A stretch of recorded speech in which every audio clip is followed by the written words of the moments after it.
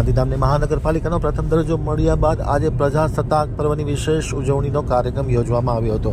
Municipal commissioner અને અધિક collector Mitesh પંડ્યાએ ધ્વજવંદન કરી ધ્વજની સલામી લઈ સૌ ગાંધીધામ વાસીઓને પ્રજાસત્તાક પર્વની વિશેષ શુભકામનાઓ પાઠવી હતી। હવે જોઈએ ગાંધીધામ આમતક ન્યૂઝ બ્યુરોમાંથી ભારતી માખી જાણોનો એક વિસ્તૃત અહેવાલ। ગાંધીધામ મ્યુનિસિપલ કોર્પોરેશન તરીકે પ્રસ્થાપિત થયા બાદ પ્રથમ વખત મ્યુનિસિપલ કમિશનર અને અધિક કલેક્ટર મિતેશ પંડ્યાના હસ્તે આજે ઝંડા ચોક ખાતે વિધિવત રીતે પ્રજાસત્તાક પર્વની ઉમંગભેર ઉજવણી કરી ધ્વજવંદન કરી અને ધ્વજની સલામી લેવામાં આવી હતી। આ તકે ખાસ કરીને વિશાળ જનમેદનીને સંબોધતા મ્યુનિસિપલ કમિશનર અને અધિક કલેક્ટર મિતેશ પંડ્યાએ જણાવ્યું હતું કે ખાસ કરીને ગાંધીધામ મહાનગરપાલિકા બની છે, અખત્યાર થઈ છે, ત્યારે જે વિકાસના કામો છે એને ખૂબ જેટ ગતિએ વેગ મળશે।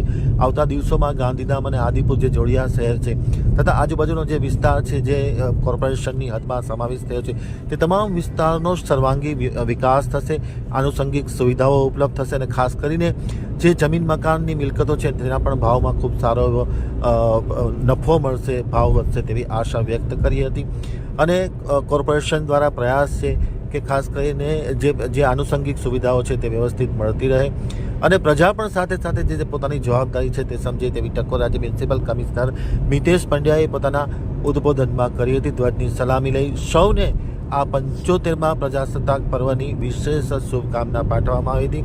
આ તકે ધ્વજવંદનના કાર્યક્રમમાં ખાસ કરીને ગાંધીધામના ધારાસભ્ય માલતીબેન મહેશ્વરી, નગરપાલિકાના પ્રમુખ તથા અન્ય પદાધિકારીઓ, અધિકારીગણ અને મેહુલ દેસાઈ વગેરે ખાસ હાજર રહ્યા હતા। તમામની ઉપસ્થિતિમાં નગરપાલિકાના પ્રમુખ તેજસ શેઠ, ઉપપ્રમુખ, કારોબારી ચેરમેન, ભાજપના પદાધિકારીઓ વગેરે ઉપસ્થિત રહ્યા હતા। તમામની ઉપસ્થિતિમાં આજે વિધિવત રીતે ગાંધીધામ મ્યુનિસિપલ કોર્પોરેશન બન્યા બાદ પ્રથમ વખત આ ઐતિહાસિક ધ્વજવંદનનો કાર્યક્રમ સંપન્ન થયો હતો। રાષ્ટ્રગાન સાથે સંપન્ન થયો હતો।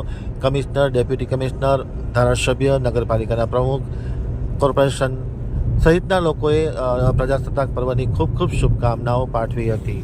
આજે પ્રજાસત્તાક પર્વ નિમિત્તે ગાંધીધામ મહાનગરપાલિકા દ્વારા આયોજિત ધ્વજવંદન કાર્યક્રમમાં ઝંડા ચોક ખાતે ખૂબ મોટી સંખ્યામાં લોકો ઉપસ્થિત રહ્યા હતા। શહેરના મહાનગરપાલિકાના સર્વે નાગરિકોએ આ ધ્વજવંદન કાર્યક્રમમાં ઉત્સાહપૂર્વક ભાગ લીધો।